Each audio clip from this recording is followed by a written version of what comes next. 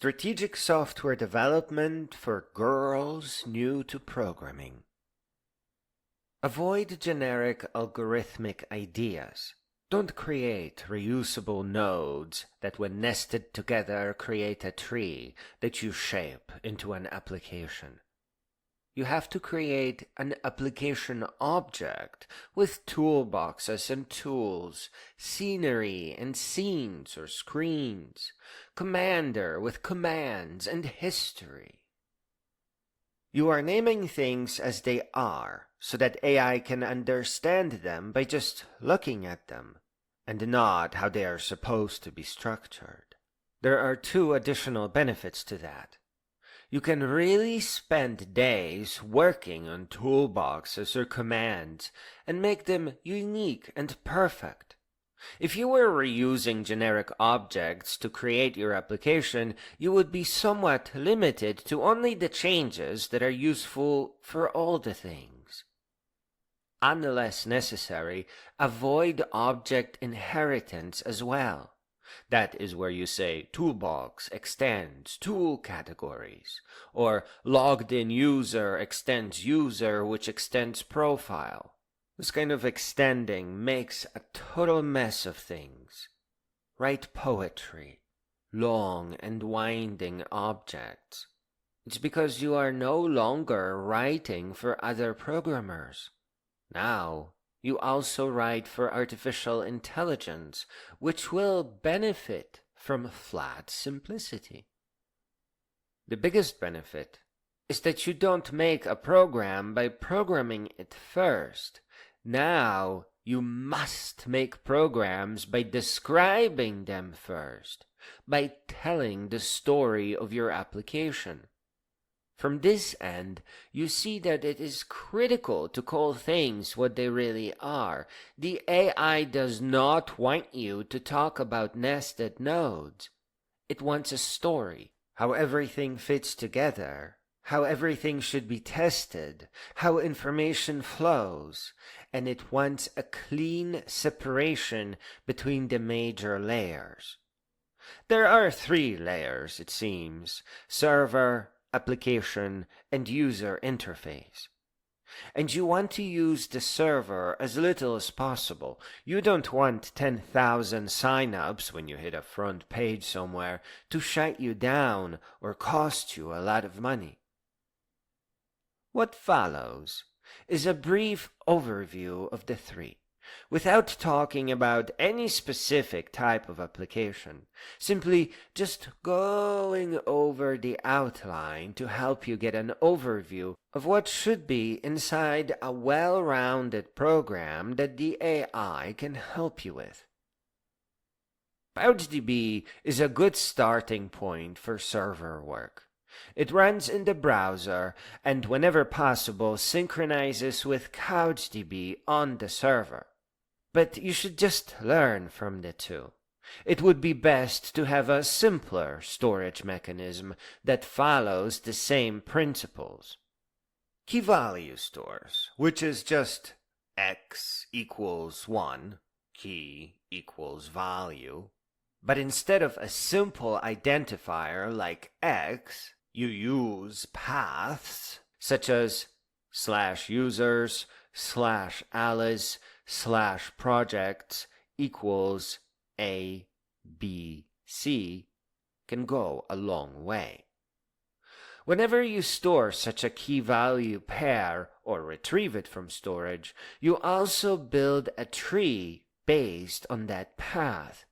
So your app would create user's location, if not there yet, and with user Alice, who has a project's location. This tree then allows you to iterate over all the users. Otherwise, you have to iterate over all your keys in your key value store, and depending on what you have going, that can be extremely slow. Yeah, down here, on the storage level, you do have generic things like a location. But beneath that is just your key value database, or a database that you only use for key value storage. This is the server, the end. There is nothing unusual behind the key value storage. I do want to add that you need to version your values. Couch and Pouch teach you everything you need here. But just to show you what it sounds like, basically, you give all the key value storage values a revision number, like a version number. And each revision gets its own universally unique ID. A revision number starts at 1, and the UUID is just random letters and numbers created for that specific revision. This way, when Alice updates ABC to include a project D, the revision number tells you if it is an update or an old version of the value. In some cases, usually when two people do the same thing somewhere, you get the same revision due to a hiccup. Then you just use the universally unique ID of those revisions. You just sort by it, and the thing that comes on top is the winner. So as long as all servers get the same data, everyone will elect the same revision as winning. This is called eventual consistency. The conflicting revisions stay in your logs and are marked as a conflict. Depending on what you are doing, you may need human intervention. That is how CouchDB, written in Erlang, and PouchDB, a clone of CouchDB written in JavaScript, do it. Just to clarify, the revision number and UUID is stored along with the ABCD in the value of your key value store under the path Users Alice Project. The web browser has its own key value store. That is why you want to use the same on the server, as you get easy data synchronization. And data synchronization is something that you simply can't avoid. You want to let your users run your application in multiple separate windows. If this sounds a little bit scary, it is because databases are primitive, and data synchronization is scary. In fact, it is so scary that we call sorting by UUID an eventual consistency conflict resolution mechanism. And we just rely on key value stores written by other people to reasonably guarantee the disk persistence. So you're not really writing your own database, you still use somebody else's guarantees. Disks are primitive. Tornadoes that knock out electricity at coal facilities are primitive. Complex databases and memory leaks are scary. So we don't want to do complicated things here. We just do a clever key value store, sync up a couple of database servers in US West and US East, because now your little database can wisely clone itself with the use of revisions and UUIDs. So as long as you guarantee delivery of all records at least once, meaning if initial transfer failed, replay from your logs, you have no problems. You have perfect data synchronization that you can clearly understand and reason about, strategize about. Simple means you can debug the thing on a Friday afternoon. If you use an ORM with an SQL, what are you going to replay? And from which log? If you do it the easy way, you can keep a log on a memory stick at home. Most programmers will of course disagree with me and just use a third-party service with guaranteed uptime. But the key value store in the browser and desktop applications based on web browsers, as the case is with Electron, Show that there is a more responsible way to deploy your applications. Don't just put everything on servers. Let your users download the application to the desktop, or have it stored in a browser, or install a browser extension, or just do all of the above. In this case, a simple key value store is a wise idea. It scales to billions and comes with no monthly bills. And your users can save data in a simple JSON format on their desktop. As to the application layer, the heart of your project, that needs to be described by you, but written by AI. As AI improves, this will become the wiser way of building, because if you want to change or upgrade something, you just rewrite the requirements document and then you feed it back to the AI. As AI improves, not only do you get your features, but also more advanced or cleaner to read version of your program. In the beginning, in the planning phase, you can actually ask the AI how to structure the application and ensure flat objects without any inheritance or added complexity. You should know that your application is just objects, and to do something with it, you say application.commander.command echo hello world. See, this is just the brain. On top of this, you start a new project and think of it as a remote user interface that connects to this brain. So remote that you can have multiple unique user interfaces talking with the same brain. The application I am working on right now has both a data synchronization simulation and a feature testing program, and both of them behave like a remote user interface that remotely connects to the brain. Please, learn good ideas from frameworks, but don't use them in important projects. Your final user interface should use web components and rely heavily on simple signals.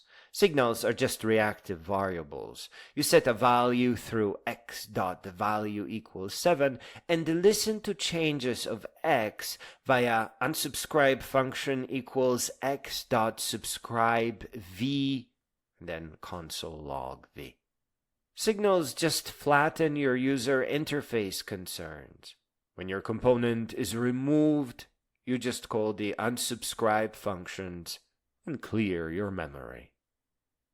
The web components you create are likely application component, scene component, toolbox component, tool picker component. They are pretty closely related to the brain or the application, but their purpose is to visualize it and let the user execute commands by interacting with it, by clicking on things in the user interface. Finally, the commander and commands are useful for a neat little command line and command output, but the real purpose is the undo-redo system. Like data synchronization, this is not something that you can escape from.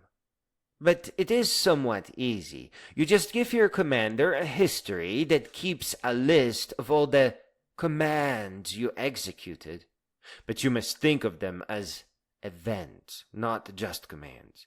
Events in your application. When a command is executed, you add an event to your commander history. Here is the crazy thing. An event does not just store the command you executed, it also stores the commands you need to execute to undo the change. For every command that the user executes through the user interface, you have to add the opposite so that they can undo the command. So an event has an undo command and a redo command. Redo is for going back, because maybe they went too far. So redo is the main command that the user has executed. Undo is the opposite command that you provide if they want to go back. And the way you move up and down history is by an event property called active. Let's say your application deals somehow with virtual files. If your user just deleted a file, you store that command under redo. You store a recreate deleted file under undo, and then set the event as active. If the user wants to go back in history, Ctrl-Z sets active as false, which triggers the undo that creates the file again.